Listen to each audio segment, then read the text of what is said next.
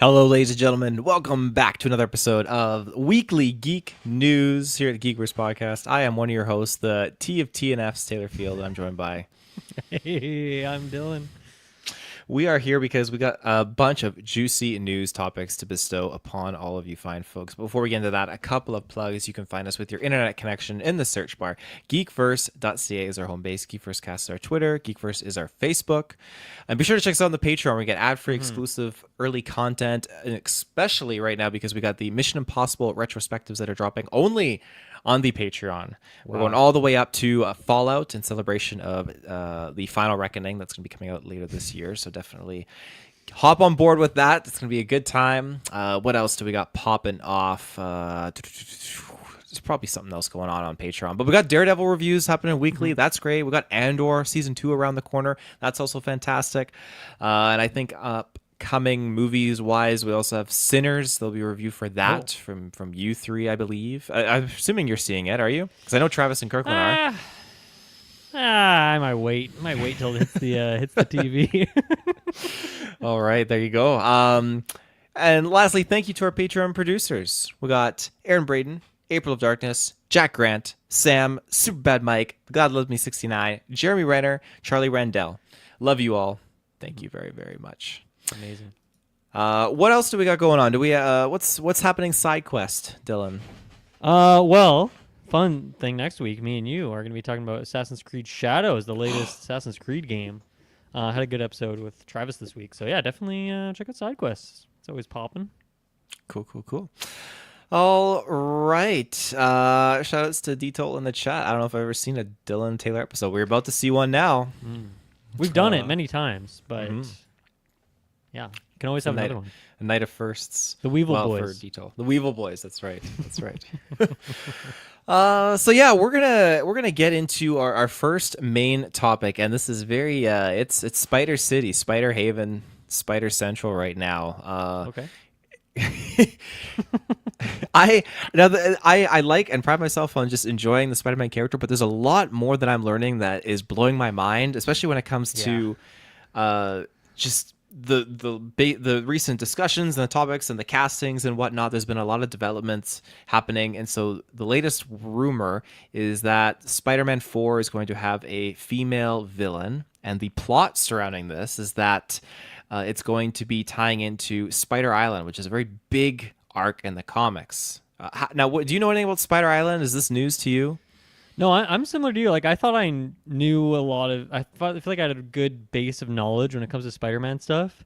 But these last couple of weeks, I'm realizing how wrong I am in that assumption, which makes sense. I don't really read the comics. I'm more of a casual, but I feel like I've experienced a lot of stuff. But maybe it's just the same things over and over. But yeah, it seems like a lot of the ideas getting tossed around for 4 are kind of new, fresh things, or at least new, fresh things that we haven't seen on the big screen. So that's very exciting for me because I always like to learn new things, and some of it sounds really exciting. Some of the Spider Island stuff that I was reading about today.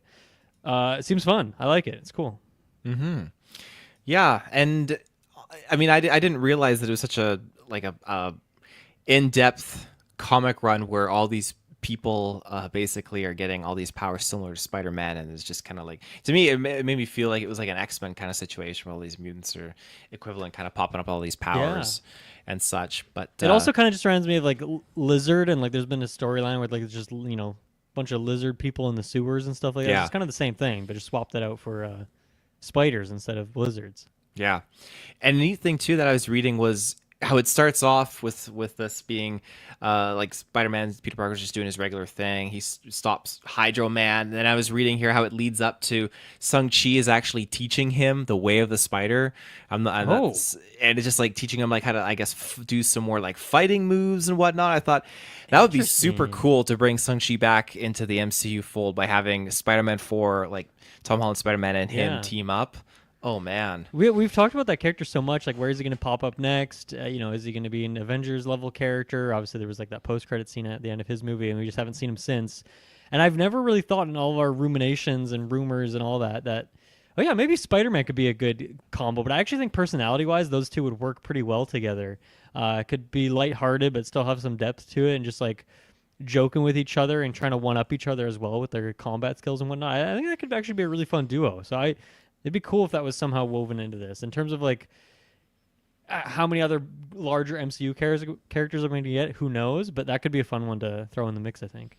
Absolutely. And speaking of being thrown into the mix, we got Sadie Sink, who, I mean, shout outs to you. You were on the board for the superhero draft It's true. with that draft pick because she's, I mean, it's official, right? That she's casted in. Yeah, that was last Yeah. week. We still don't know the character, but in terms of her being in there, I think it's pretty official. Yeah, I think a lot of different circulation rumors going around of who she's playing, and I think the big one at the start was, oh, it's a Mary Jane character, and I think people are just like, oh, she's got red hair, so she's naturally just Yeah. going to be Mary Jane. But I think it's grown a little bit more because Travis had shared in the Discord, which go check out our Discord, the Mayday Parker possibility, which I am totally on board for that. And of course, Jean Grey has been floated around. Have Yep. you heard of any other ones? I mean, me and Kirkland did talk about that last week. I haven't heard any ones other than those. I mean, Black Cat was thrown in the mix. We kind of dispelled that. We don't think it's necessarily a great fit. And then like the MJ stuff, there's so many different variations to it. Like, is it like an alternate dimension one? Is it just like another MJ, even though we already have an MJ, even though it's like kind of a different, Michelle, right? Michelle Jones, I think is what her name is in Zendaya's character. So slight little variation on it. So there's definitely a lot of different things that could be occurring here.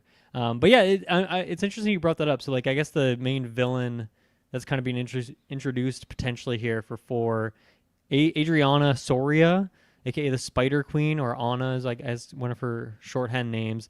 And I was thinking about that, with all the rumors last week of Sadie Sink and this character. Like, I don't know, do you think there could be some connection between them, or is it just like, oh, here's random new character that Sadie Sink's playing, just going to team up with Spider-Man, but there's not necessarily like a backstory connection to this new Spider Queen character? Well, I mean, all I have to go off is Travis Snell's notes saying the word is that Sadie Sink is not playing Adriana Sorna. Yeah, no, So- I'm not saying that. I'm saying like what would be Oh. her relation, like what character could she be playing that Oh, would have like okay. a connection with this villain and like the reason to bring her in. Ooh, yeah, that's a good question. I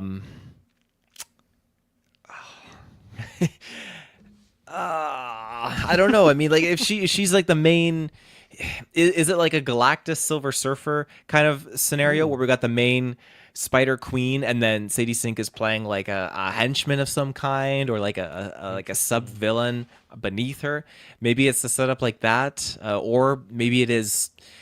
I have to keep telling myself we are in the multiverse saga, Yeah. so I prescribe to the idea that Sadie Sink will be something tied into the multiverse. Maybe Yeah. another Spider-Man. That could make sense.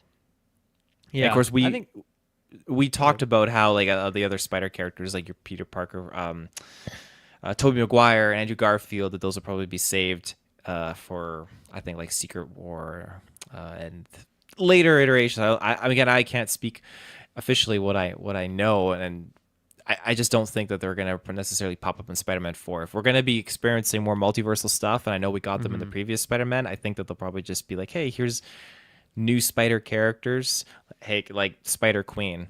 Whether or not Spider Queen is from this universe or a different one, again, I don't know. Yeah, I mean, interesting to bring that up because like one of the rumors around if Sadie Sink is in fact playing Mayday would be like potentially the daughter of like Toby's Spider-Man and Kirsten Dunst, right? Like, so like I don't know, do you just say that, or do you show that, or do you have them in new roles, or do you just have like weird flashbacks of like them doing that stuff before in order to establish that connection, or do you leave it as something that's maybe a little more like obscured, like it's not necessarily confirmed, but then we like see it in the future or something like that too.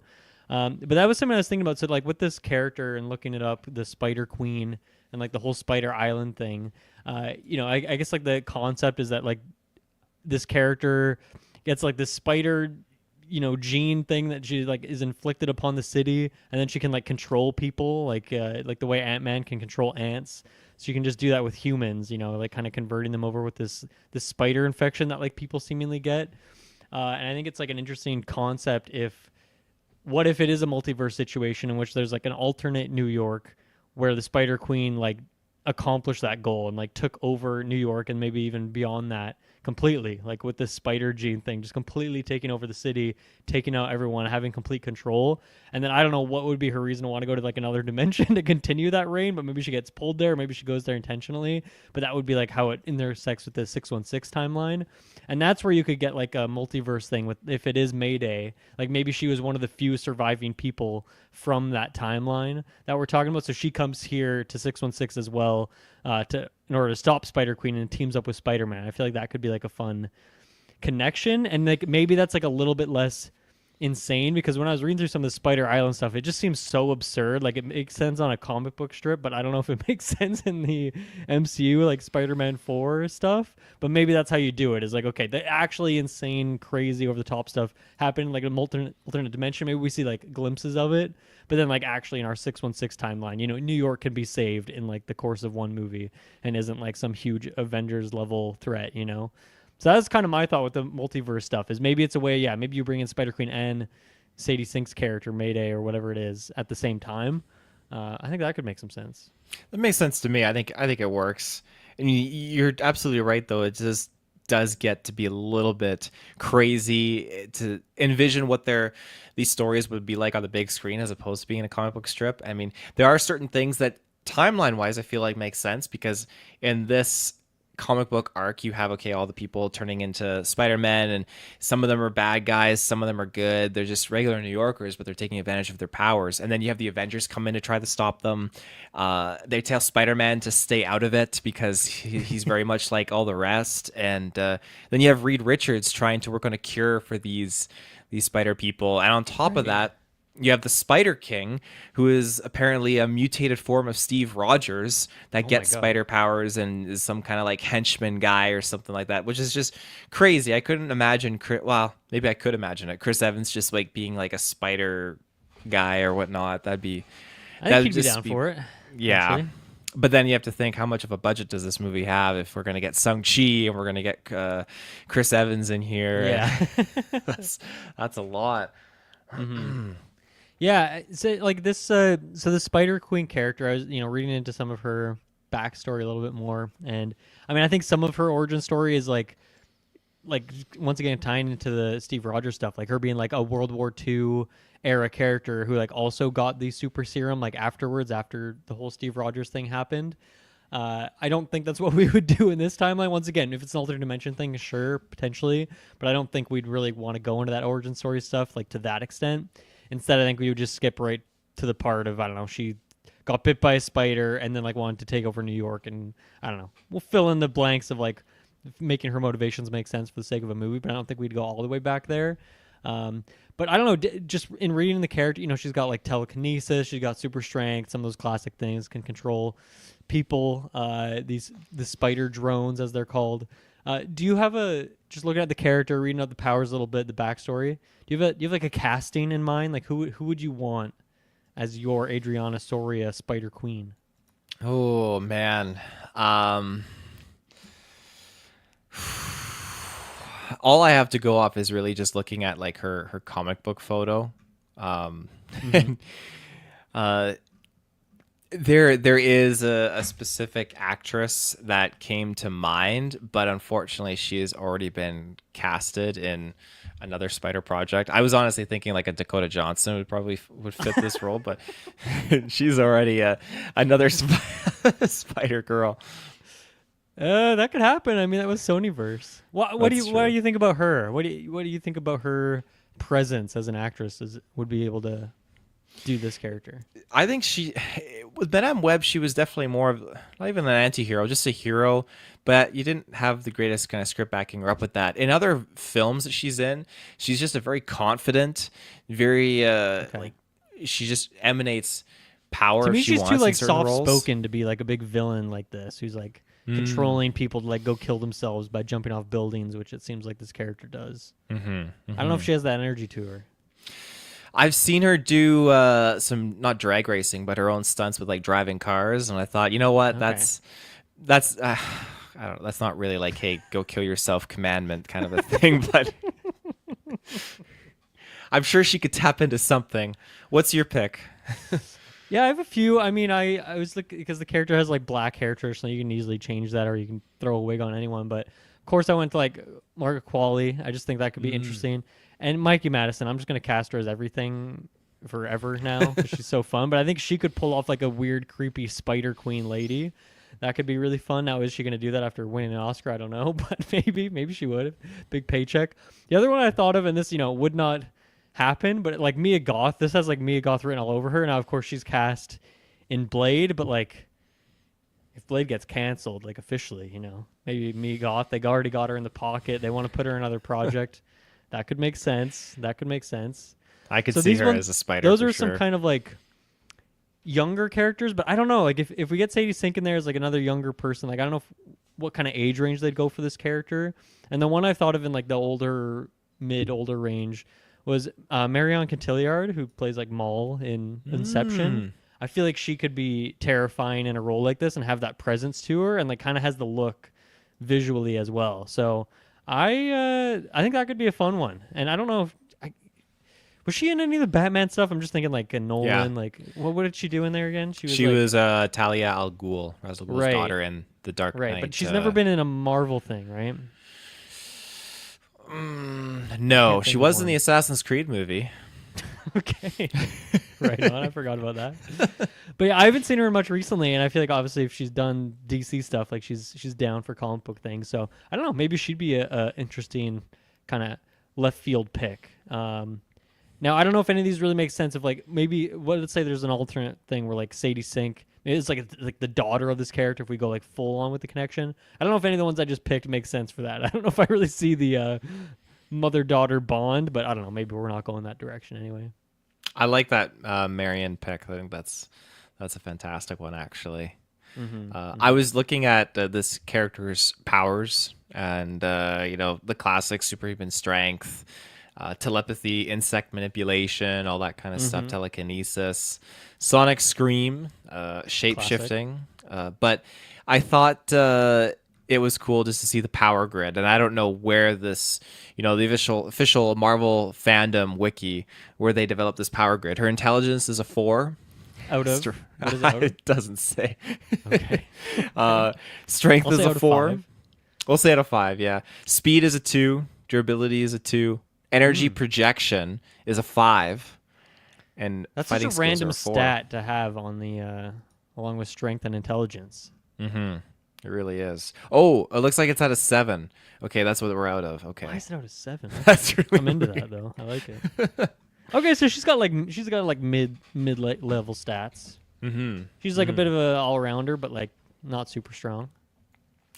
No, not fast. I mean, I guess not maybe durable. part of it, like if she's kind of employing armies of spider people, like that adds a lot to your power level. Even if you physically don't have a 7 strength, but if you're employing, like an army of Spider-Men and Spider-Women, that's nothing to sneeze at.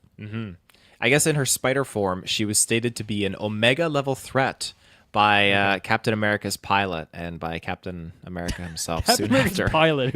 He scouts all of these out. He was the first to go check out Galactus and be like, yeah, I think this guy might be a problem. Thanos, not liking Thanos a whole lot. Justin Hammer, you don't got to worry about him. Like he just goes around. But his pilot, like, so he was around in the World War II era, or is this like a new age pilot? I don't know. His name is Airman Phillips. That's all I got. Airman Phillips. Okay. I'm down for that.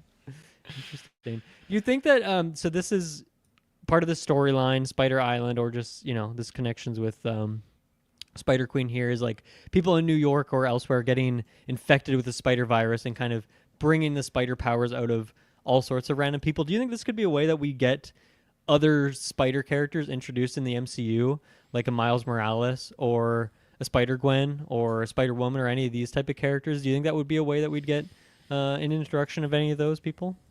I absolutely think so. And I feel like it's only a matter of time before we get something, because when you look at across the Spider-Verse, the second one, and they just get that whole like Spider Central scene, and you get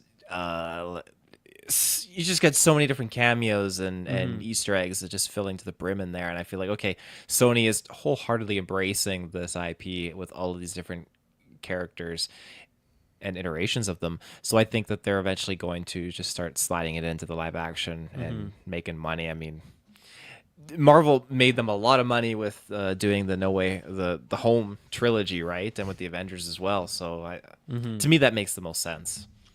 Yeah, I think that would be really cool, even if it was just like a post-credit thing.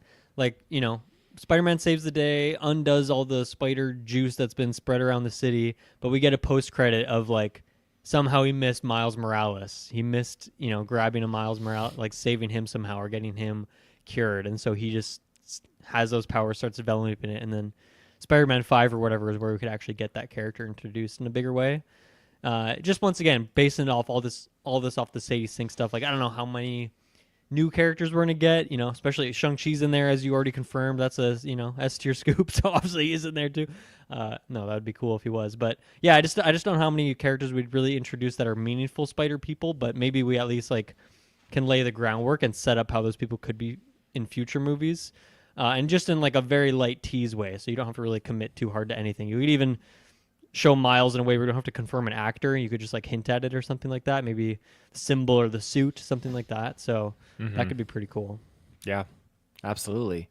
No, we were talking about the whole multiverse aspect earlier, and again with these other characters. There's the comic run where Adriana Soria actually succeeds. I think Right. The other story, basically, she fails and she gets defeated, all that kind of stuff. And this one, Classic. You either fail or you succeed. I mean, that's right, absolutely. So she succeeds in this universe, and then it gets pretty crazy. Just reading into it, where she disbands the Avengers because she just captures enough of them, and her mutation can affect superhuman beings, so not just regular people. God. So that basically totally her goes stats sideways. are way off then if she can do that level of stuff. I mean, Oh, we should totally. bump her stats closer to the 7 range, I think. I think so. This is where it gets to be more like the Marvel What If kind of I scenario guess so. Hey, here. yeah. What if Spider Queen won kind of situation? Yeah, because and again we bring in Jack Russell, the werewolf. He's in here. I'm pretty sure he was in the other one too, but he plays a different kind of role in this storyline, which I think is cool. You get more. They have Morbius' serum turning Captain Marvel into a vampire, which is crazy. Now I'm out. I don't want any. No I don't want any Morbius. Well, I do. Now I don't know if I want a Morbius in the future, but it's been tainted now, of course. Just the serum. We don't need the character, just Okay, the serum. sounds good. So Captain Marvel turns into a vampire using the Connors formula. Spider Hulk turns into Lizard Hulk, and then the Goblin formula turns Iron Man into a Goblin. This is just all crazy stuff. That would be fun. Is that how we get Robert Downey turning into into a Goblin. Doom? Into Doom with the Goblin serum. Yeah. Oh my god. Imagine if that was the case. That'd be insane. That would have to piss off some people, I would imagine. Mm-hmm. But yeah, this is definitely a storyline I would definitely want to get on board with if they were to pursue something like that. Of course, it's all just hearsay. It's just a possibility, a potential, and I don't know where do you even pick up from that? Because if you were to do a movie like that where you have all these reoccurring characters, and that's just not a one and done Spider-Man movie. This is an Omega level threat here. Like, this is at least a 2-3 parter. That's true. Yeah, it could be grounds for that. But I don't know. Maybe they want that. Maybe they want we had the Home trilogy. Maybe now we get the Spider Island trilogy. Spider Island trilogy. What would you Even call though the Home that? trilogy really aren't. It's not actually really a trilogy in that same way. It's not like one cohesive story. But Yeah, that's true. yeah. So would you call it like Spider-Man the Island, and then Spider-Man 2, Back to the Island? Back to the island, right? Yeah, and then across the island. Yeah, there you go. Into the island. Yeah, across the island. That's yeah, we could perfect. do that. We could get away with it. Another thing I saw looking up the Spider Island is this character Jackal. Did you happen upon this Grinch-looking character called the Jackal? I skimmed him, but enlighten me. You skimmed him. Well, it seems like this is maybe a character who is kind of in cahoots with Spider Queen often. Reading from his Wikipedia here, later storylines establish him as being a scientist, researching genetics and biochemistry. And this part I just have to read because it's so weird. reveals that he has an unhealthy romantic obsession with Gwen Stacy, and he is driven mad with grief and jealousy. I think when she dies, and that's what leads him into like his villainhood. So I don't know. I don't know if we need to do that side of it, but I don't know if we wanted like a little 1-2, like two villains in the movie. You could get a Jackal in there, but he quite literally looks like a swole Grinch. So I don't know if they're going to go for that aesthetic in the MCU. Maybe it doesn't fit so well. We have enough green CGI characters in the MCU as it is right now. But I don't know. Seems like a fun free. I mean, he looks like a goblin, and I'm just a big goblin fan, of course. So I think that's why I'm maybe hopeful that we could get a freak like this. But even if maybe Jackal's just like a henchman for Spider-Queen. Maybe we kind of demote him as being on her level and instead just like is a bit more of like a, the bodyguard for her, the number 2, that kind of thing. But that could be interesting as well. He looks like a skinny green beast. It is uncanny. He does look a lot like Beast, actually. Yeah, the ears as well. It's just the total shape of the head with the ears and all that, and Beast's hair. Like it's nuts. Oh my gosh. But yeah, weird motivation. Yeah, apparently in 2014, IGN ranked the Jackal as Spider-Man's 17th greatest enemy. So that's pretty good. He's top 20. He's top 20. Mm. Who's 16? Who trumps him out from that 16? I don't know. Spot? I don't have access to this list. Let me see if I can find this IGN list. Abilities: genius, intelligence, superhuman strength, durability, speed, and agility. Ooh, expertise in martial arts and gymnastics. You got to be good at gymnastics. That's like big It's one. true. Okay, I found the article. Ooh. Wow, Black Cat at 24. That seems really low for Black Cat. That's really low. Okay, we got Hydro Man 25. Shocker 23. I'm kind of surprised by these. Juggernaut 22. Juggernaut over Black Cat, especially. And I've never known him to be a Spider-Man villain specifically, Juggernaut. So that's interesting. Carnage is 21. That feels really low. That's really low. What is that this can't list? Be. What is the top 20? Hammerhead's 20. Okay. We got Morbius at 19. Okay. We got Morlun at 18. I forget who that is. Morlock character? Can't remember. Jackal, once again, 17, as mentioned. Once again, all these characters above Black Cat somehow. Rhino is at 16. Okay. Sandman at 15. Chameleon 14. Mysterio 13. How are we going to have a top 10? I feel like we've already gone through a lot of big ones. Vulture at 12. Vulture's 12. Oh my goodness. Electro is at 11. Okay. Scorpion at 10. You've heard of him. Smythe at 9. Okay. Smythe. I'm into that from the he was big in the animated series that me and Travis and Kyle reviewed back in the day. Hobgoblin number 8. Okay, I like to see that. The Lizard is 7, and this article has the same art as he has in Marvel Snap. Number 6 is the Green Goblin. Who have I not named? Who do you predict to be in the top 5 here? You got Otto Octavius. You got Venom. Yeah. Hobgoblin. Hobgoblin was number. Wait, did I not say Hobgoblin yet? You said Green Green Goblin. Hobgoblin. Oh, he's was at 8. Oh, okay. Yeah. Green Goblin was 6. Did you say Morbius? Morbius was like 19. Yeah. Oh, right. Wait, yeah, now okay. Sorry, there is a second Green Goblin. There's 2 Green Goblins on this list. Goblin Jr. Oh, we got Harry's Green Goblin is 6. Okay. Whereas Norman's Green Goblin is number 2. Okay. I'm banking that Otto is 1. Dr. Otto, he was number 1. Yeah. Okay. Nice job there. Venom was number 3. So you got 2 more. Can you think of any other big Spider-Man villains? I'll say both these characters relevant in the last few months. Really? One of them relevant as soon as this week, even. Daredevil? Almost. Oh, Kingpin. Kingpin number 4. Of course, yeah.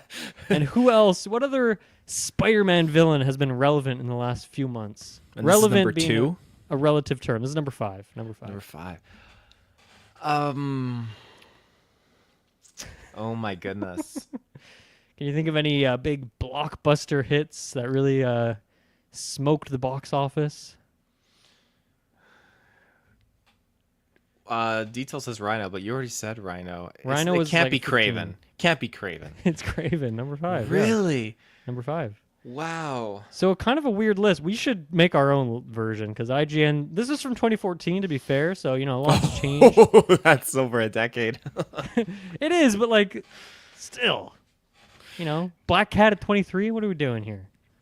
I guess Even she's at not that always a time, villain. yeah. She's not always an enemy. She's sometimes a friend, I guess. But That's still way, way out there. Good lord. yeah.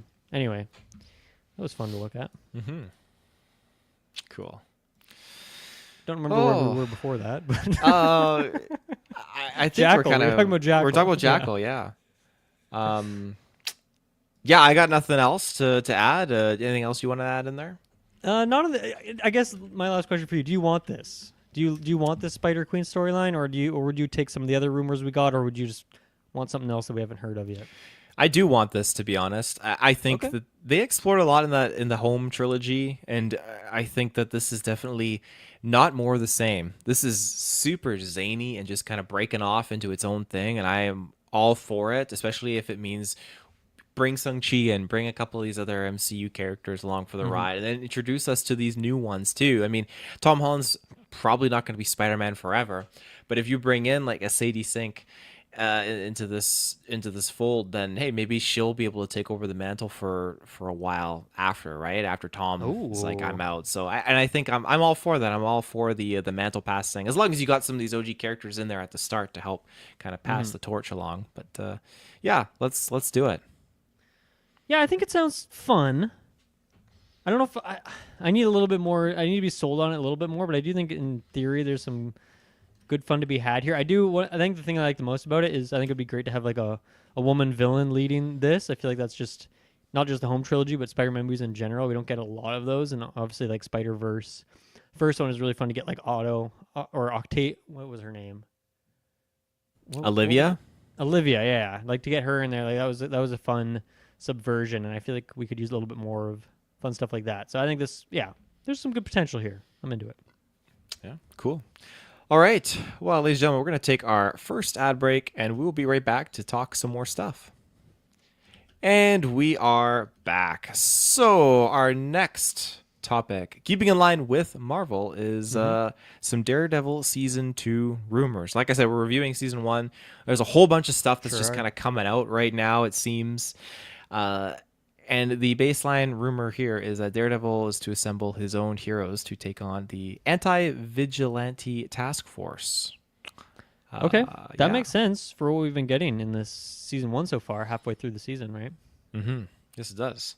So do you have your own kind of envision in mind of who you want in this task force? Because, it obviously kind of can defer to who it's like the Defenders. That's kind of like the baseline for this rumor, right? Yeah, I guess I wonder how much of it would be dipping into like MCU specific characters, or if the idea is like with this kind of first 2 seasons of Daredevil, it seems like they really are trying to rejuvenate that Marvel Netflix era, right? Even like bringing back Bullseye for like a pretty small role, but just like have that character back in there, and bringing back like Punisher, of course, and then obviously Kingpin and the rest of the main crew there. And so, yeah, maybe that's like the idea here is a bit of like a 1-2 punch of like Season 1 is more focused on like those Daredevil specific things, but then 2 is where we venture more into bringing in some of those other characters from the Netflix era that they still want to keep a hand on.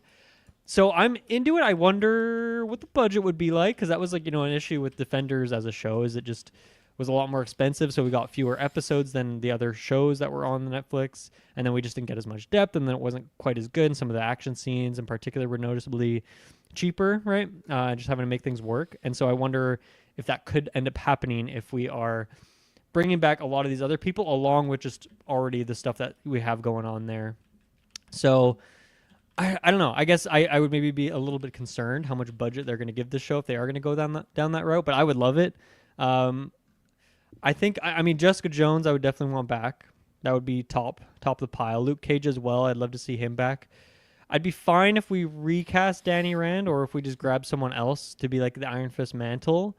I don't necessarily need him back, but there's other characters, whether you get back Claire, or you get Colleen back in there. There's some other people that could be interesting to dust off. So I don't know. I think I'd be down for that. I think it could be fun, but I also don't want it to pull too much away from what Daredevil is as a show. But I don't know. Maybe we've had so much of him already that it's like, let's just go into the team up stuff and have some fun with it, rather than it being focused on him. But if he's just kind of like what everything circles around orbits, I'm kind of down for this. So I think it could make sense, especially with once again where we're set up with season 1 here.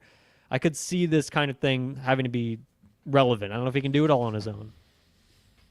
Yeah, I don't think he can do it on his own, as great as a hero as he is. I mean, you gotta tap in the troops at some point, and especially if we got this whole anti-vigilante task force popping off, that's the real deal. So the concept of bringing in these defenders is great, and it's gonna sprout probably a whole bunch of retros between me and Kirkland, I'm sure, to go through all these characters. But I've seen Jessica Jones a long time ago, and I've seen Iron Fist seasons 1 and 2. I haven't seen Luke Cage, and I haven't seen Punisher or Defenders. So those are the 3 shows that are still kind of on the on the docket to get through. But I really do like Iron Fist. I think that's fun. I like Colleen, and I like those characters, and I think bringing in Danny Rand for sure. We had a nod to not to Danny Rand, but to the Iron Fist in Marvel's What If season 3. So I think Iron Fist is definitely in the back of Marvel's mind potentially. Yeah, that's true. Do you think of any other like current MCU characters that could team up? Like, I don't know, Moon Knight. I mean, it's Oscar Isaac. He's not cheap, but like I feel like a Moon Knight could like fit in that lineup pretty well. Well, where's the line drawn between the Defenders and Midnight Suns? Is there even one? I don't think anyone knows. Because I'm assuming that they're 2 separate teams, but I think they're operating in the same space. Of course, I don't know where they all. There's probably base out of. crossover. Yeah, there's crossover. Yeah. So, yeah, it's I don't know. It's tricky. Like, I would love to see a Moon Knight. I would love to see a Jack Russell's Werewolf or Ghost Rider. Someone just pop up, but I think like they're still a little bit too fantastical. I mean, Iron Fist out of all these characters feels like the most fantastical of all of them. Yeah. If that makes sense. Yeah, I would want She-Hulk in there too, of course, as I always do, but like that's budget. It's budget right there, CGI character, right? Mm-hmm. Yeah, so it's tough. It's tough to say.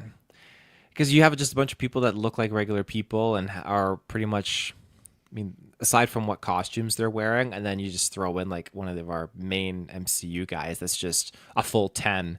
I'm not saying these other characters aren't 10s. I just mean in their appearance. It just would, I don't know, it seems out of place to me. But maybe I'm also have this preconceived notion of like, well, the Defenders is just what we have already established on Netflix, and we already have a whole bunch of new characters that have been created in this show. Like well, I can't say White Tiger because I mean he got but there's apparently his daughter. Right now. It's he's tied up. His daughter or his niece. I think one of them takes the mantle of White Tiger. So that lineage carries on, and then we have other characters that they're introducing, and even like you mentioned She-Hulk. When you look at the She-Hulk show, we got a whole plethora of other heroes that exist in the MCU, and like even I guess like villains, maybe 2 that are trying to get off easy in court. So there's a lot of other characters street level that could fit in with the Defenders. I feel like. Mm-hmm.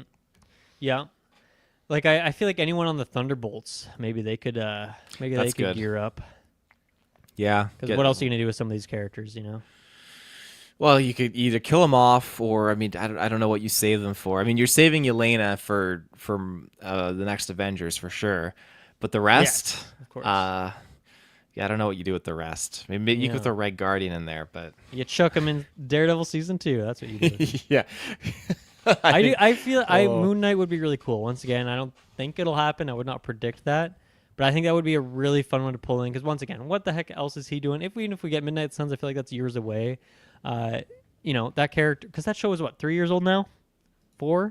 I think so. 2021, 2022. So it's like we got to use use him or lose him. So bring him back in here, kind of refresh him, and if you're worried about how it fits in with his story or whatever future plans, he's got all these different personalities. Just give him some other personality for this one if you want, and he can just kind of exist. But I think that could work too budget-wise. I feel like that character they could pull off, and it would be a little bit more pizzazz to it, and it would help establish the connection. I just don't know, like, why would Moon Knight be in New York trying to take out Fisk? I don't know. We'll have to wait and see. But I think that would be maybe my top hope if this is the case in terms of an MCU crossover character. That seems like it would fit story wise and it could be fun. So that'd be cool. Yeah, I agree. I was just looking up what some of the members were for this team, and this is on Marvel.com, so it actually Okay. Reputable says it. source. So the Defenders, it says former members. There's Clea, Blazing Skull, Oh, Beast, Atlas, Angel.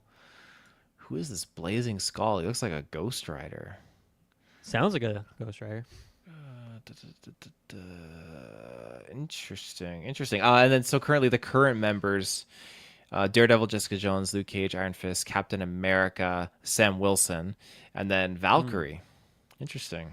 Oh, yeah. Story wise, that makes no sense to me why she would be on the team in this show, but that would be cool because what else is she doing? In the MCU right now, she kind of got shafted in Thor 3, 4. What the heck was that? Whatever that one was. Love and Thunder. Yeah. Yeah, that's true. Yeah, cool. Neat. Let's see here. Yeah, I don't think I have anything else on Daredevil. Do you have anything else on Daredevil? Well, I guess we had probably a good time to bring in the question from Charlie Randell here. I have it here. So, assuming Spider-Man 4 comes before, this is from Patreon, by the way. You can join our Patreon and ask questions whenever you want. Assuming Spider-Man 4 comes before Daredevil Season 2, do you think Fisk and Matt could have a large role in the movie? And would you want that at all? Also, what if one character from the MCU would you want to see team up with Matt in Season 2? And he says it doesn't have to make complete sense, so it could be like a zany pick too. So I guess that to answer that first one quickly for me, like Spider-Man 4, coming before Season 2, seems like there could be some connectivity there. To me, I feel like that's too many moving parts. I feel like a lot of these Spider-Man movies, it kind of comes together very quickly in terms of when they get the rights of the go-ahead, and then it kind of goes like top of the pile priority list in terms of them making these things, which is why we're getting so many rumors right now for Spider-Man 4. But I don't think we'll see any Daredevil stuff in Spider-Man 4. I think those are going to be completely separate projects. I think it's like if we had charted them out on the slate years ago that they were going to be right next to each other. And yeah, Daredevil is supposed to come out, and then Spider-Man, and then Daredevil Season 2, like maybe. But I think that's just a bit too cute. It's a bit too... I just don't think it's going to happen. So I would love to see some connectivity there, but I just don't think we're going to get it. Plus, it's like with Spider-Man 4, we got a lot going on already between all these rumors. So I don't know if we really need like a Fisk element. Like maybe you get Daredevil in there since we had it in the last one, at least with Matt. Maybe now you actually get Daredevil in there for a fight scene. But I would wager that we will not see it, even if I do personally want to see it. What do you think about that part? With the crossover in Your Friendly Neighborhood Spider-Man, I think that they want to do it. I really do. I think they want to combine these two. Interesting. And of course, we've seen it already, so they're getting their toes wet a little bit with Tom Holland's Spider-Man and with Daredevil. Mm-hmm. So putting Fisk in there, I think it's very much doable, but we have to take into account the possible rumors and that we talked about earlier with Spider-Man 4. Like if you're doing a Spider Queen and Spider Island story, I don't know how you really weave in much room for Daredevil and Fisk to come in there because and this is where we've had conversations before, like, okay, how much of the shows do you need to watch to understand what's going on in the movies? And Captain America faces a little bit of that problem. The latest one, definitely. Brave New World. So, I mean, even Thunderbolts is going to be probably facing a little bit of that, but I hope not. Ultimately, you're going to have, if you have Spider-Man 4 come out before Daredevil Season 2, and those two characters are in Spider-Man 4, you're going to get to Season 2 of Daredevil, and maybe people haven't seen the movie Spider-Man. They're going to be like, wow, why is Fisk and Daredevil on this totally different like playing field right now with like Spider-Man? And all these things could develop in a story like that so quickly, so you really need to make sure it's mapped out properly. That being said, I want it. I do want it. As long as it's written okay, I want Fisk to appear in Spider-Man 4. I think it'd be cool because he's already mentioned Spider-Man in the show, so they're putting the little spider eggs down to cross over and do their thing. So yeah, I think, yeah, and honestly, now that you mention it, I could see I could see there being like a cameo or something, or like a reference to Fist, like maybe in the background on a billboard on a TV screen, something like that.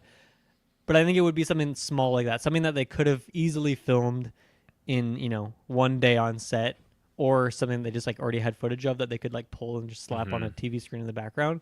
I could see something like that, and that would be fun just for the world building aspect of it, and really make it one that would, yeah, that would. I mean, maybe set up, plant those eggs as you were saying, but also it kind of just make Daredevil feel like a bigger deal, and it'd be like, yeah, this is not the Netflix era anymore. This is freaking Disney Plus era. Look at these guys are on the big screen too. That kind of stuff. It would just maybe that would draw some people over to Disney Plus as well who haven't checked out that show yet. So, yeah, maybe you're right. Maybe there could be like a smaller role, but I think just for script wise and story reasons, I also just don't know. Like, I don't know, Spider-Man gonna be dealing with a politician who isn't capable of fighting him because of his power level. I don't know. I don't know if we'd get that on the big screen.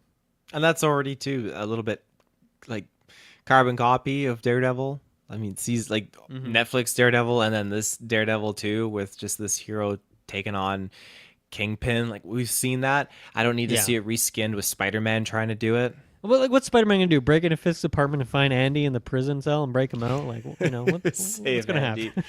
Yeah, that's what Andy's holding out for, is Spider-Man to come and then save him. if you didn't watch that movie but only watch Daredevil, it makes no sense how the guy broke out. Oh man, which MCU character or characters do you really want to see in Daredevil season 2? Back to Trevor's question there. Now, this is where I think, we could get really, really crazy with the characters that pop in. I would really love to see, and I know we're not going to get it, I'd love to see Blade.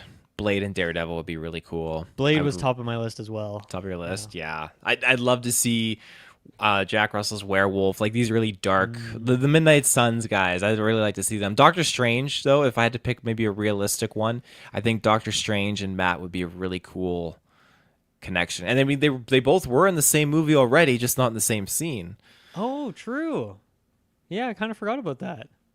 That's a good point, though. I like that. That's a good one. What about you? Yeah, I think Blade, as I said, was top of my list. I kind of talked myself into this Moon Knight thing. I really want that to happen now. Yelena, for sure. I think they could have a fun dynamic, whether it's, romantic or they're just hanging out, palling around together. That could be really fun, and I just want Yelena in any project ever. And then, for me, the easy slam dunk one, I'm a broken record at this point, but I just want more She-Hulk. I don't know where she's going to pop up. I don't think we're getting another season of that show. She wasn't in Brave New World, even though there was a lot of Hulk stuff there. I don't know where the heck this character is. She going to be in Avengers? I don't know. But I feel like this could be a spot that would make sense. They had great chemistry in She-Hulk when he was in there for a couple episodes, and it'd be really fun to kind of return the favor. If he's like, I need some big muscles here, he calls her up and then she could come help out. I think that could be really fun. So those would be mine. She-Hulk, Blade, Yelena would be my top 3. Nice. I love it. Cool. Well, yeah. Thank you, Mr. Charlie Rendell, for that Thank you. Lovely question. We're going to jump to our next ad break and carry on with this news. We'll be right back. And we are back. So our next topic here, it's not good. It's a negative one. Saw 11 has been canceled. Kind of surprising, right? Yeah. Feels like easy movie to make, smaller budget. A lot of people would want a shot at it, director, writer wise.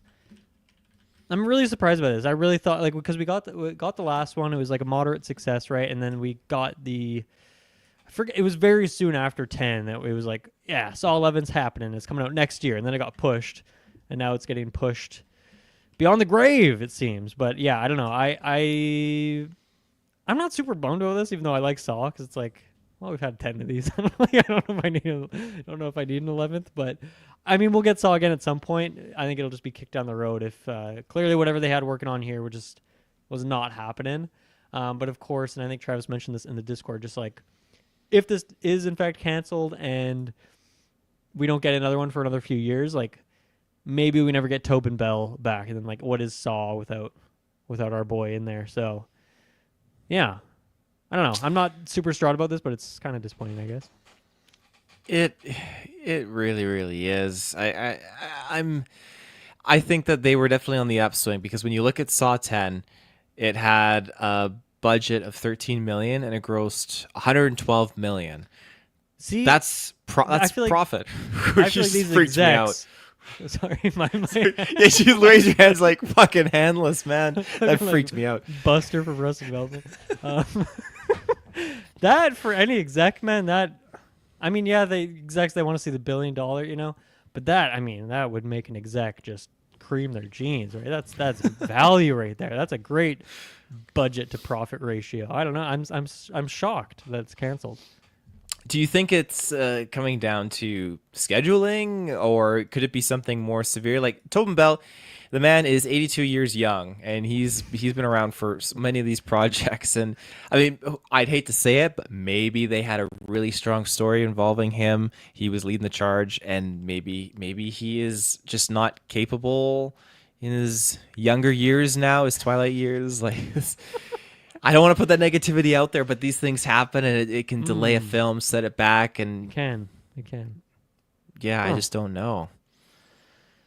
Oh man, I don't know. I don't know what the heck's going on here. To me, my prediction will be this is like maybe this project that they were working on, the script, this production crew, that thing is canceled. But I think this will come around again. I feel like money talks. So I think we're gonna get it. I think we may just have to wait a few more years. And yeah, maybe that's without Tobin, unfortunately. But I do think that's more just like a delay, if anything. I mean, it's not the first time either that they've tried doing a movie without Tobin. Well, I mean, obviously we have all the other ones, but Tobin is still kind of, he's usually a voice in those other iterations. But then you have, what was it? The Book of Saw? Is that the one that came out like during COVID? Spiral, yeah. Spiral, yeah. And so that one, I think it was completely absent of Tobin Bell. I'm pretty sure. Man, I can't even remember. Yeah, it's been a while, but again, that's them trying to do like their own original story or something like that. And I think that's like a sequel after all the other films by a few years. It's like way down the line. Have Whereas you ever this one, rewatched that movie? no, but I wouldn't haven't either. I wouldn't mind rewatching it just to kind of see it, because I mean they could do another movie without Tobin Bell and pick that character because that guy survives. He was the killer, I don't think right? we'd get that. I mean, No, done probably and not. dusted. Well, I don't know that. I don't know who they or what they do for another one without Tobin, unless it's just a remake. But I don't think they dare touch that. That's interesting. Remake potential. Someday we'll get that. Mm-hmm. Yeah. Yeah. Well, other than that, some good news. God of War show greenlit for 2 seasons at Amazon. Have you played God of War? I have. I've played the 2 new ones. I haven't Okay. played the old ones back in the day. Cool. Yep. That's awesome. Is there enough story there for 2 seasons? Well, there's 2 games. Yeah, that's true. So do you, I mean, do you think there's more than 2 games. There's like 10 games or something. Do you feel like the like season 1 and 2? Do you think that's gonna start off in the PS4 era, or go back to like the PS1, PS2? I do era? think they will do that. I think, and then maybe they'll have some crazy flashbacks where you see some of that old school stuff. But I think the new ones are very grounded, very emotional. They feel like a TV show when you're playing the game, in terms of the amount of story in there. They focus on acting and camera work and cinematography and all that stuff. So I think they'll definitely go there. I think that's very 2025 coded type material. So I think we'll get that for sure. Perfect. Yeah, I mean, I'm happy with Fallout. I think Amazon does a great job with their shows, like The Boys and Invincible. I hear is really good too. So, I got full faith in them to do a show like this. And yeah, more news. Coco 2 has been confirmed for Coco. 2029. Now, believe it or not, I've not seen the first Coco movie. I know. I don't believe that. Believe What's it. wrong with you? I just haven't seen it. I've been busy watching Bug's Life and Ratatouille and all that. How many times have you seen Bug's Life in your Bug's Life? my Bug's Life? Probably 30? in my 40? actual life, probably more than 30. More than 30. Wow. I'd And probably not say one like, of those times you thought, let me watch Coco instead. No, it's just I love Flick and Hopper and all those characters, those crazy ants. But I'm gonna make a point to see it because with Satine, we've been going through a lot of just Disney movies in general, and so we've been going through heavy right now, Frozen and Moana, and I love Encanto. I really love Encanto. That movie's fantastic. So we'll get into Coco soon, and I don't even think I saw The Good Dinosaur, or maybe I had a long time ago, but yeah, we watched that one for the first time a little bit ago. But I'm Is excited. Satine able to like have a favorite right now? She sings "Let It Go" and she says "Anna and Elsa." That's like that is her okay. favorite. So we have oh a yeah, favorite officially. it's official. Yeah, Good Dinosaur forgotten about already. forgotten Frozen? about. Yeah, Frozen Frozen's sticks in. around. Yeah, for sure. Yeah, detail in the chat. Coco is a 10 out of 10, but doesn't need a sequel. How do you Right, feel that's the about sentiment this? I was seeing in the Discord today. People were talking about this, and they're like, what are they doing here? This makes no sense. There's no room for a sequel here, even though everyone loves that first movie. I really like it too. I've only seen it once. I watched it on an airplane, so not the most best screen to experience such a beautiful film, but it was a really great story. I can't remember how much sequel potential it had, to be honest with you, but I'm sure I have faith in Detoll and the rest of the people in the Discord there. So seems like money talks once again. So it makes sense because I think that first one was pretty profitable. So we're getting it. I think that's the era we're gonna get for Pixar. So buckle up, people. Sequels are coming at you left, right, and center. Except for Elio, I guess that's the non-sequel. An original, which we can steer right into that now for the trailer discussions. What do you think of this trailer? You know what's funny? This is a one. I think this is a third trailer. At least this is the third time it's been like brought up on the cast. Maybe we just got like the initial concept and like a teaser or something. But this is the first time that I actually was pulled in and actually liked what I was seeing here. And I think a lot of it was kind of that similar idea. There's a kid who doesn't really fit in, doesn't really have any friends back at home, and he just wants to get abducted by aliens because he wants to go find friends up there and see what that's all about. And I think for the first time that the concept actually really sang to me in a way here. I think this looks actually quite fun. I think it seems like it's got some good emotion to it. I don't think a lot of the humor really worked.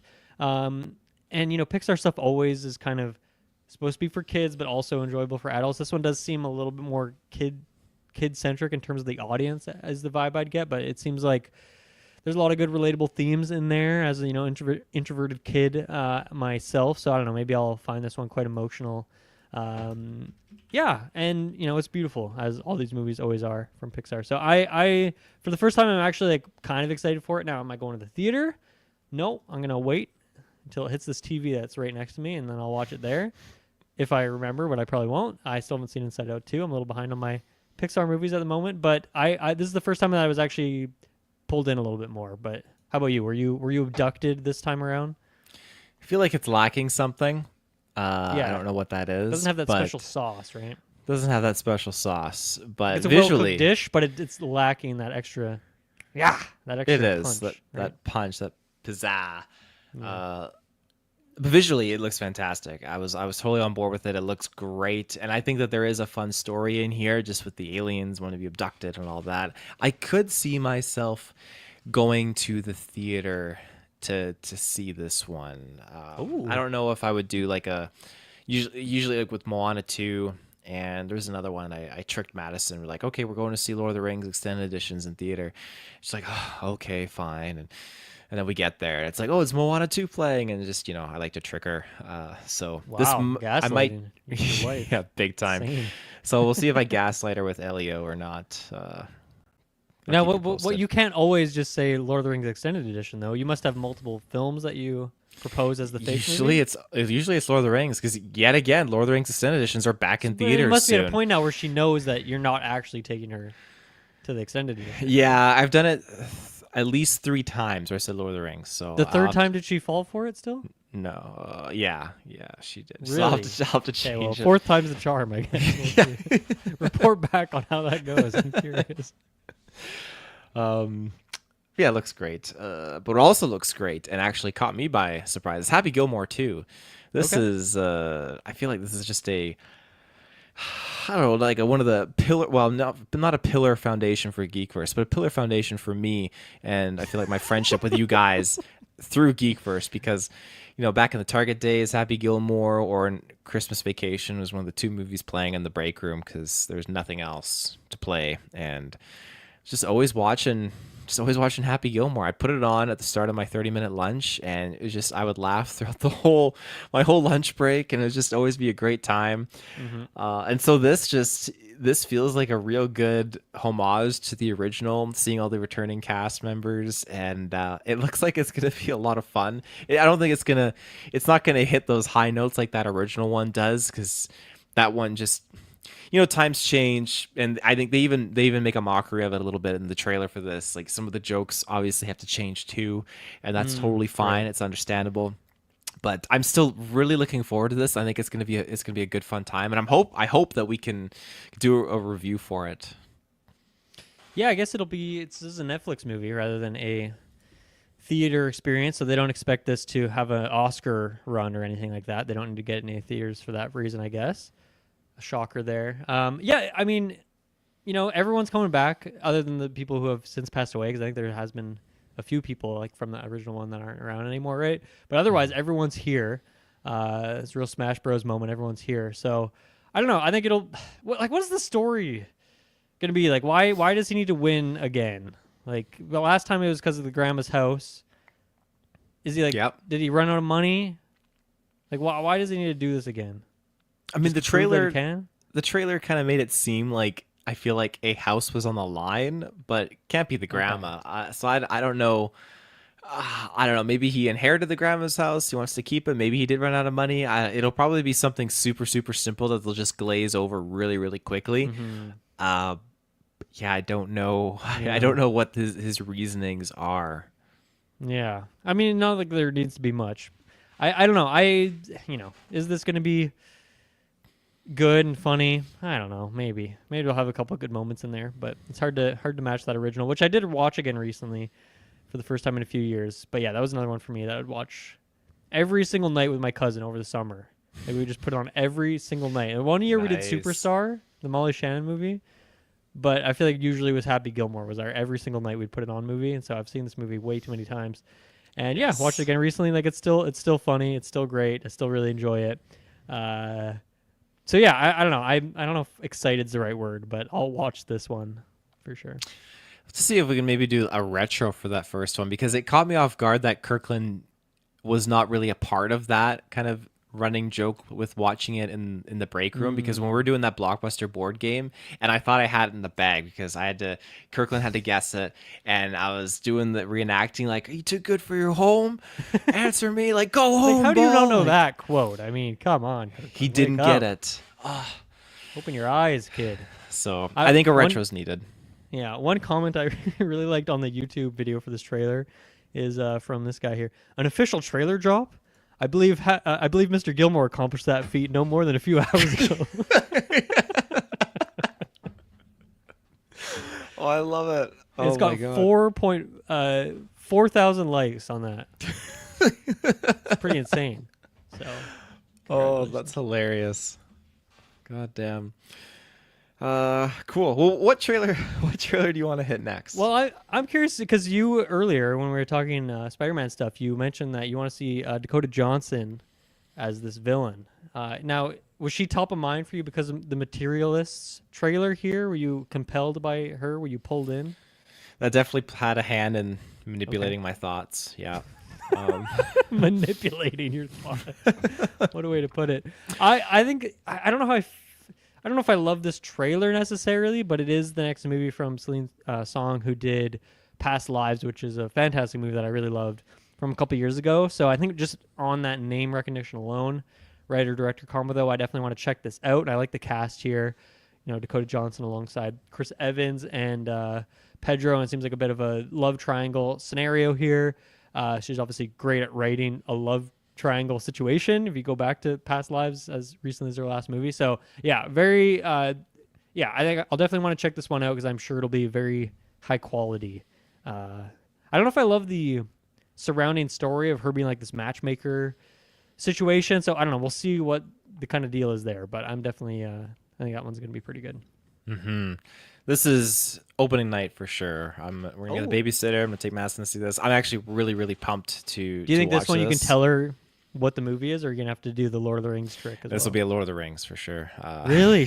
Why wouldn't she want to see this one on her own merit? Well, I know she would, but I just You just want to see how many times you can get her. Purely just screwing with her and gaslighting her out of my own Yeah. enjoyment. You told us that earlier. You actually have to throw Lord of the Rings in there eventually. Do you think you'll do that too? One day it actually will be Lord of the Rings? One day it will be. Will she be disappointed, or will she probably likes Lord of the Rings, I assume? She likes The Hobbit more than Lord of the Rings because Lord of the Rings is too dark and depressing. Okay. We need to stop But you know that what? right To answer that detail, the official time when we actually do see Lord of the Rings is going to be the Hunt for Gollum movie. That's when. Oh, okay. That's smart. What do you think would happen if you told her we're gonna go see the Hobbit extended edition, but it was actually the Lord of the Rings? How would she react to that, do you think? That's interesting.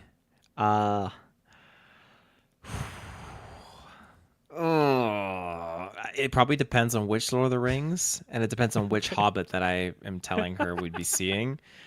But I think she'd be a little bit bummed because she would prefer the Hobbit. Okay. Fair enough. Yeah. But yeah, Materialists. This looks fantastic. I am so pumped for this. And yeah, Pedro Pascal, Chris Evans in there, Dakota with Dakota. I think this is just going to be a fantastic love triangle. I'm really, really, really excited for this. I think there's going to be a lot of just a lot of fun with this storyline. And she just like Pedro seems so charismatic. I love the idea of him playing like this rich billionaire kind of guy, and just I'm excited to see this story and to see why she can't be with Chris Evans' character and all this jazz, even though she wants to be with Chris Evans' character. I love a good story like this. It's just it pulls at your heartstrings. And I mean, so Celine Song, the writer director here, married to Justin Hurwitz, who is the writer of Challengers, so another big love triangle situation. So whatever's going on in their relationship, love triangles are top of mind. But did you ever get around to Past Lives? Did you see that one? No, I've not seen it yet. Okay. You should go back and check that out. Worth it. I'll add Maybe it, not add as it to my flashy as list. this, maybe a little more like down to earth and grounded, I guess, but still good. Cool. Put it on your list. Freakier Friday, did you laugh at all in this trailer when you were watching it? Oh no, I did not. I didn't either. But do you laugh at the original? I did when I watched it as a kid, but I haven't watched it in like probably 15 years at least. Yeah, I haven't seen it for a while either. Yeah. I wonder, I was going to ask you if you watched it recently, so I don't know how well that holds up. I mean, yeah, I think that there's some things that I definitely enjoy in that first one, and I think it's a fun time. It's a classic, but this is a sequel I don't think I ever needed, and I don't know who they're catering to. Are they catering to the people that grew up and watched that first one and really, really enjoyed it, or are they have trying like the to new cater? generation of kids and Yeah. So is that what they're trying to cater to? I don't know. It's tricky, and I think that there's a lot of things in here that are playing true to the original, and they're trying to really like bring in all these familiar faces and whatnot, and I think that that's great. I think it's fun, and it's cool to see all the cast return and do this kind of a gig together, but it's not necessarily my gig. Yeah, this is definitely one wait and see what the Discord thinks before I decide if I'm going to spend my time watching it. I don't know. Lindsay Lohan, I'm glad to have her back acting, crushing it again. And maybe this could kind of elevate her again, get her back in more people's eyes, and see what she can do next. But just wasn't doing it for me, unfortunately. Yeah. Like Happy Gilmore is the legacy sequel that I'll take out of these two. Yeah, I agree with that. I would agree with that. Yeah. How about and speaking of like sequels, prequels? What about Ballerina? What does this do for you? I mean, I feel like half the shots in this trailer I've seen in other trailers. So I don't know what's really new and spicy about this one. I feel like the answer is like nothing really. I think the movie looks solid. Looks good enough. I like Ana de Armas, of course. She's fantastic. Keanu's in there. Just action sequences. There's axes being thrown at people's heads. There's flamethrowers. A lot of flamethrowers. I like her like poncho flamethrower combo that she had going on there at one point. So I don't know. I think this movie looks totally fine, and I'm sure it'll be totally fine. A classic 7 out of 10. You know? You never watched the Continental show, did you? No, I did not. Did you? I did not, and I really want to. That's something that's on my list, just because it's Do you really more. want to though? Well, I'll put You've Past had Lives months. over that. Okay. Past Well, Lives okay. and Coco. I won't. Yeah, I won't distract you from Past Lives. Go check that one out. But yeah, it's definitely got detail. That show is trash. I'll take your word for it. I can believe you. Um, I think though that Ballerina definitely has some excitement in there for me. I'm looking forward to it. I don't know if I'm gonna rush opening weekend unless the boys are all doing a review. I'll be like, okay, well I'll be there. I'll be there opening Yeah, when's opening this, night. when's this bad boy coming out?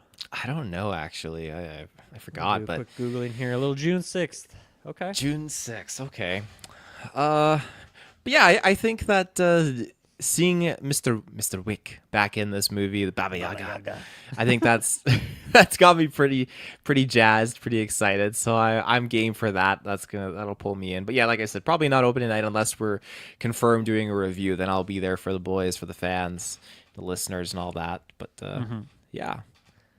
Boys, the fans, the listeners. Mm-hmm. And what else do we have? I guess Together is the last one on the list here. So this is the latest horror thriller situation from Neon, who's been just crushing it lately, as the studio there. I think this is fun. So I think Alison Brie and Dave Franco, I think they're married in real life, right? They so are. This is kind of like Yeah. this is a fun duo of them working together and kind of playing these characters in a very potentially body horror type of way. Are kind of being fused together, right? I love that, especially like at the very end of the trailer when it drops the title and then like the letters kind of just start fusing together. Like especially that last shot too with the eyes and how like they're kind of sinking. And I think that's like whatever's going on here, weird, freaky, fun concept, and I'm super into it. I think this looks like a lot of fun. Like, really cool to have them acting alongside each other with this too. I should look up while you're talking who's like writing and directing this. But I think this looks really, really fun. And I also love that it's a trailer that doesn't reveal too much. Like it introduces like this weird sci-fi concept. And then I feel like just shows you weird, freakish shots after weird, freakish shots and doesn't really reveal too much about what's going on. So I feel like I'm still at the edge of my seat. Can't wait to see what's going on here. So yeah, this is definitely shot to the top end of my excitement list here. Mm-hmm. Yeah, this there's definitely something going on here, and with this storyline that's very mysterious and very unsettling, and I'm looking forward to this. It's cool too. Just the last time I saw Dave Franco and Alison Brie together was probably The Disaster Artist. I don't think I've seen them Right. in anything else together, but I think they're great. Obviously, because they're married, so they have great chemistry together, and I love seeing that represented on the screen by them getting to play very different characters and diverse roles, because that chemistry is still existent between the two as an actor and actress. So, I think this has a lot of hype for me. I'm looking forward to seeing what we're really dealing with this entity thing. That's, I'm assuming, some kind of entity trying to like get at them or get into them or do something. I don't know. It's just seems super zany. Yeah, so the writer-director here is Michael Shanks, who hasn't directed anything since 2019 and has only done like shorts, looks like a music video, some episodes of TV stuff. So this is definitely going to be a bit of an unknown quantity, I guess. A little untested on these battlegrounds here. So we'll see what happens, but I'm definitely down to give it a shot. I think this looks very creative and fun and freaky. Good visuals. Yeah, cool. Cool. Well, of course, in classic tradition, Yeah. how would you, as per Maddie Sags, rank the trailers in terms of your excitement for the projects? Okay. Great question. I'm going to go number one. I'm going to go from the top. Number one, I'm most excited for Together, the one we just talked about. Looks freaky and weird and cool and a good cast. Number two, I'll go with Materialists. I think mostly that it just put this movie on my radar. Not necessarily the trailer itself, but the fact that I now know of the next movie from this director. That's kind of what's done it for me here. Number three, I think I'm going to give it to my boy Elio, because for the first time I actually care about this movie. So that's a good sign of a trailer. Number four, I'll go Happy Gilmore 2. It's Happy Gilmore 2. Number 5, I'll go Ballerina. Freaky Friday dropping to number 6 here. Least excited for that one. Yeah. There's my ranking for you. Cool. My number 1 is going to be the Materialists. Okay. My number 2. I think I'm going to go Ballerina. Whoa. Yeah, but it's tough. But yeah, Ballerina. Number 3, Happy Gilmore 2. Number 4, I'd go Together. I don't like how far Together dropped on your ranking. I don't like it either, but Happy Gilmore is just complete nostalgia bias swooping in there, unfortunately. And Ballerina, I mean, I say that, but all I got is Keanu Reeves' face in my mind right now when I'm saying it, so that's just got my excitement. He has an effect on people, doesn't he? He does have an effect, yeah. That my manipulation of being manipulated again. Like Spider Queen, yeah. Yeah, that's right.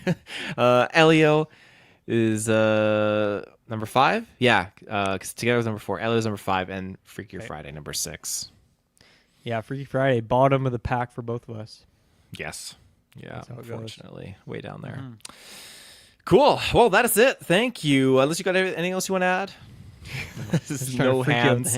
Freaks me out. When you did it earlier, it was like the length was perfect. Like it's just no hands. Did you notice what this hoodie is? My Beaver Canoe hoodie. Remember Beaver Canoe? Beaver Canoe. You don't remember Beaver Canoe? This was like the Target brand, like for the Canadian stuff. Oh, all yes, their I do clothes, and remember. there was like random shit you could put on your wall, clocks, I'm sure. Yeah. The Beaver Canoe brand. So you've been sitting on that for 10 years? I haven't been sitting on it. It's been hanging in my closet. Oh, I don't know why I have not worn it in a long time, but I still have it. But looks like a good quality hoodie. I mean, yeah, it's held up through thick and thin, It's like a classic camping sweater, but I guess I'm camping inside today. There you go. Cool. Anyway.